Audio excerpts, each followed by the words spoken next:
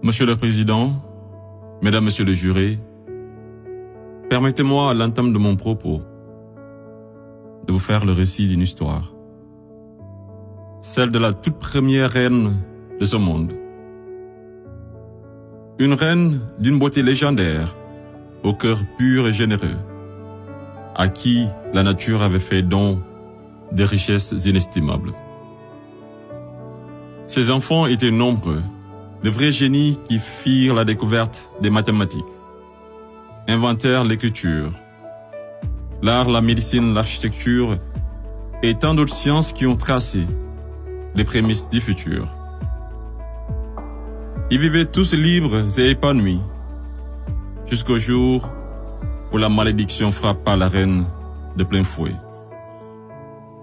L'ange de la mort venait de guider une vieille dame venue des contrées lointaines, dévastée par la sécheresse, qui fut pendant très longtemps à la recherche d'une île autrefois appelée Eldorado. Elle parvint enfin à déposer ses valises aux portes de cette île aux multiples trésors cachés, accompagnée de ses enfants les plus assoiffés, puis songea à construire un cheval de Troie qui sera offert en signe d'amitié, et lui fit don également de nombreux présents, parmi lesquels une boîte de Pandore. Le malheur s'empara alors de ce gigantesque royaume, entraînant la chute de sa reine, la mort de certains, et l'exil d'autres des plus valeureux. Ce fut l'effondrement d'une civilisation qui aura duré des décennies, une histoire plagiée et falsifiée. Fin de l'histoire. Monsieur le Président, je mesure combien il est difficile pour un jeune avocat d'Afrique, sans aucune expérience et qui n'a nulle connaissance des affaires géopolitiques, de plaider pour la mère Afrique contre l'une des mafias les plus dangereuses au monde, la France-Afrique. Cependant, quoique trop inférieur à mes adversaires, j'ose espérer que je serai tout de même en mesure de vous exposer clairement les faits, afin que vous n'ignoriez aucune partie de l'objet sur lequel vous êtes appelés à vous prononcer. Je vous prie alors de m'écouter avec bienveillance. Mesdames, Messieurs les jurés, vous n'êtes pas sans savoir que l'Afrique a été réduite à 400 ans d'esclavage, à 250 ans de colonisation. Et aujourd'hui encore, l'Afrique est sous la domination de ces délinquants, ces va-t-en-guerre, criminels en col blanc, ces salauds et mafieux de la pire espèce. Objection! Objection rejetée. Modérez votre langage. Désolé, Monsieur le Président. Le plus grand mal de l'Afrique, je n'ai pas peur de le dire, c'est les multinationales françaises, telles qu'Areva, Bouygues, Bolloré, Total et consorts, qui se cachent souvent derrière les dirigeants français, dont elles financent les campagnes. Et en contrepartie, ces derniers sont tenus de mettre la pression sur certains dirigeants africains, qui, de peur de finir comme un Thomas Sankara, ou un Sylvanus Olympio, ou encore un Muammar Kadhafi, pour ne citer que cela, se voient contraints de leur accorder le plus gros marché, sans passer par aucun appel d'offres, sans oublier toutes les mallettes d'argent qui sont envoyées en direction de l'Élysée, pendant que les pauvres Africains crèvent de faim dans les quartiers délabrés. Et on s'étonne de voir de jeunes Africains désespérés s'embarquer sur un navire de fortune à la quête d'une vie meilleure. Et je vous assure qu'ils sont nombreux parmi ces jeunes à avoir tenté toutes les voies et moyens légaux, mais en vain. Pendant ce temps, la France et l'Union européenne se font des fortunes derrière leur business le plus lucratif, les demandes de visa Schengen, qui sont pour la plupart rejetées sans aucun motif valable. Monsieur le Président, avant que je n'oublie, permettez-moi de poser une question à la France-Afrique. Parmi tous les leaders africains morts assassinés, pouvez-vous nous citer ne serait-ce qu'un qui fut réputé un grand ami de la France? J'imagine qu'il n'y en a pas eu. Mesdames, Messieurs les jurés, je vous laisse juger. Monsieur le Président, j'accuse la France-Afrique, de crimes contre l'humanité, de crimes d'agression, de crimes économiques et d'avoir été derrière des crimes de génocide. La plupart des dirigeants français sous la Ve République me rappellent des propos d'un homme sage qui disait, je cite, « Les postes éminents rendent les grands hommes encore plus grands et les petits hommes encore plus petits. » Fin de citation. Et le pire d'entre eux, c'est ce nain assassin de Sarko. Ce trafiquant d'influence, connu pour sa mégalomanie, l'homme aux scandales multiples, Bettencourt, Tapi, Kadhafi et j'en passe. Ce criminel contre l'humanité, toujours en liberté, qui se la coule douce derrière les mélodies de la brune, alors que sa place se trouve à la haie. Vous lui direz que malgré tous ces mensonges, avec la complicité de certains médias, que le monde entier, et les Africains en particulier, connaissent toute la vérité sur les véritables raisons de l'assassinat de Kadhafi, sous les applaudissements de Bernard-Henri Lévy, et sur la chute orchestrée de Laurent Gbagbo, qui aurait commis un crime de lèse-majesté en voulant tout simplement ouvrir son pays à la concurrence internationale, en exprimant aussi sa volonté d'établir un rapport d'égal à égal avec la France, et en souhaitant revoir le contrat qui liait son pays à l'entreprise Bouygues.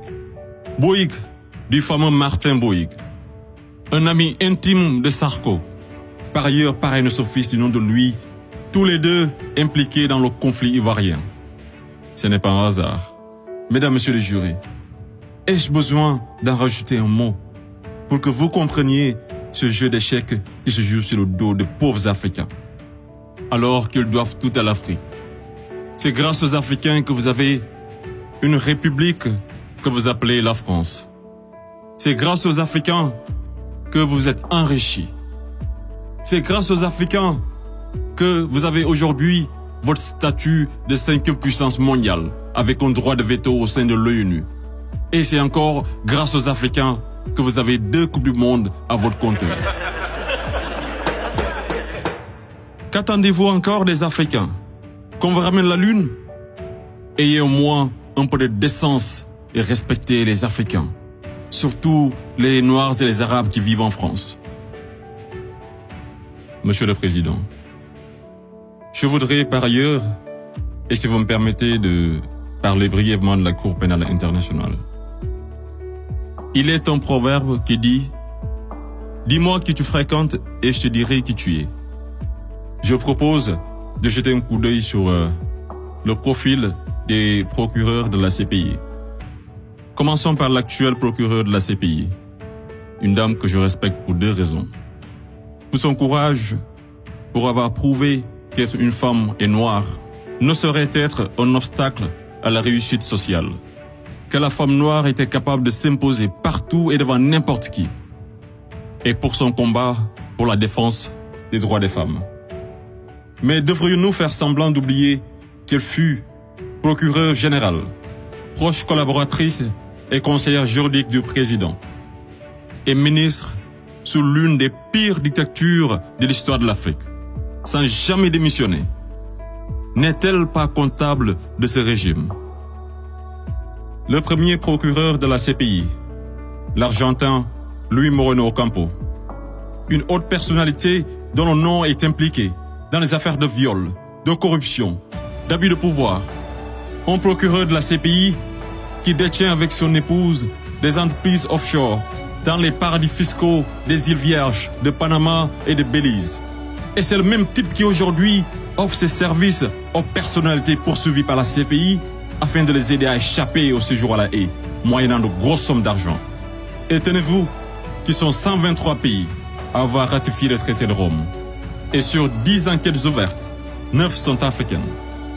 Je me pose la question à savoir, sommes-nous dans une cour pénale internationale ou africaine? Voilà une cour qui représente pour les Occidentaux un instrument d'oppression et de domination des Africains et de leurs dirigeants. C'est pourquoi l'Afrique a besoin d'une cour pénale africaine, par les Africains, rien que pour les Africains et financée par les Africains.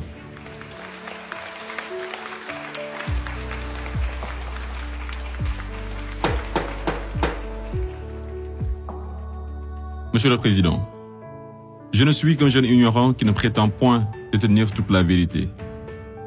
C'est pourquoi je vous apporte des documents qui vous permettront d'y voir un peu plus clair. À l'exemple de cette copie d'une conférence de François-Xavier Verschave intitulée « De la France-Afrique à la mafia-Afrique ».